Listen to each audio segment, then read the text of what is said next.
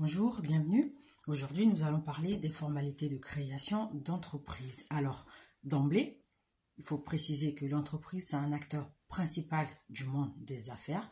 Malheureusement, le droit ne la définit pas vraiment, même si elle l'appréhende de façon tout à fait globale. Donc, dans une approche économique, on pourrait dire que l'entreprise, c'est une unité de production de biens et de services destinés à être vendus sur un marché. Donc, cela implique la mise en œuvre de moyens matériels et humains, ainsi qu'un centre de décision et de pouvoir autonome. Donc, cela laisse supposer une organisation plus ou moins complexe. Ainsi, dénombre-t-on une grande diversité d'entreprises, à savoir les petites et moyennes entreprises, les grands groupes multinationaux, l'entreprise artisanale, libérale, agricole, etc. Dans une approche plus juridique, même si la notion a été longtemps ignorée, elle a fini par s'imposer.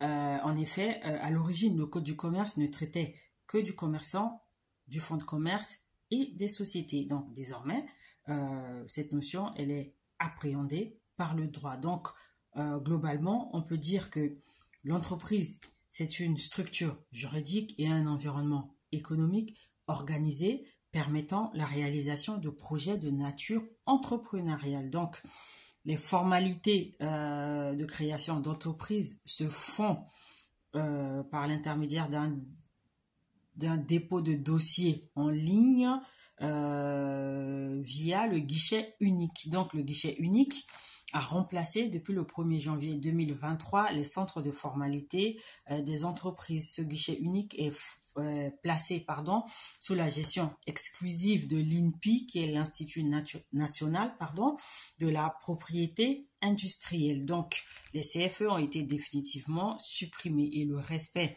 des formalités de création d'entreprise confèrent à la société la personnalité morale. Ces formalités se font en 4 étapes. Premièrement, nous avons les statuts. Donc, les écrits permettant d'instituer une société sont une obligation légale. Donc, ils sont formalisés par les statuts. On en trouve une définition à l'article 1835 du Code civil, donc selon lequel les statuts doivent mentionner, entre autres, les apports de chaque associé, la forme de la société, son objet social, la raison sociale, le siège social, le montant du capital social, la durée de la société, etc. Donc, en outre, selon le Code du commerce, la durée de vie d'une entreprise ne peut excéder 99 ans, mais cette durée peut être prorogée par les associés dans les conditions prévues par les statuts. Ensuite, la deuxième étape, c'est la publicité légale, Donc, elle se fait sous la forme d'un document singulier qui a pour but d'informer les tiers, l'administration fiscale, les services statistiques de l'État, les salariés et les institutions financières de la naissance ou de la création de la société. Donc, la publicité légale est obligatoire pour toutes les sociétés commerciales sous peine de nullité. Elles interviennent à la suite de l'Assemblée générale constitutive de la société et précèdent l'immatriculation au registre du commerce et des sociétés. Donc, l'immatriculation, c'est l'étape suivante dans la création d'entreprise. Elle se fait auprès du greffe du tribunal de commerce de la ville où la société entend établir son siège social. Donc, c'est l'immatriculation qui donne naissance à la société par l'intermédiaire de l'extrait CABIS, donc qui est un document qui contient les principaux éléments d'identification de la personne morale qui est donc la société, l'identité des gérants et leur type de mandat, ainsi que tous les renseignements relatifs à l'activité de l'établissement principal. Il faut savoir ici qu'en ce qui concerne les entreprises individuelles, donc qui sont liées à la personne du créateur d'entreprise, on parle d'extrait K. Donc l'extrait K bis concerne uniquement les sociétés commerciales, je le précise. Donc l'immatriculation au RCS, qui est le registre du commerce et des sociétés, coûte environ 40 €.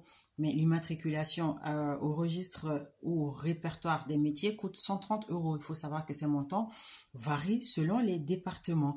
Et enfin, la dernière étape, c'est la personnalité de la société. Donc, la création effective de la société à la suite de son immatriculation lui confère des droits et des obligations tels que la capacité juridique, un patrimoine d'affectation, un nom, une nationalité et une adresse. Donc, la société va pouvoir ainsi agir en justice, contracter des dettes en son nom propre et elle sera également responsable civilement et pénalement dans les conditions prévues par la loi. Notons simplement que le manquement aux obligations prévues par le Code civil et le Code du commerce entraîne purement et simplement la nullité de la création de la société. Dans ce cas-là aussi, la société elle peut être simplement créée de fait. Cependant, elle reste responsable de façon indéfinie et solidaire des dettes contractées par la société et les pertes se limitent simplement à la hauteur des apports des créateurs de la société de fait. Voilà, c'était tout pour aujourd'hui. Si vous avez des questions, n'hésitez pas à faire un tour sur notre page ou à nous contacter aux coordonnées qui y figurent. À bientôt.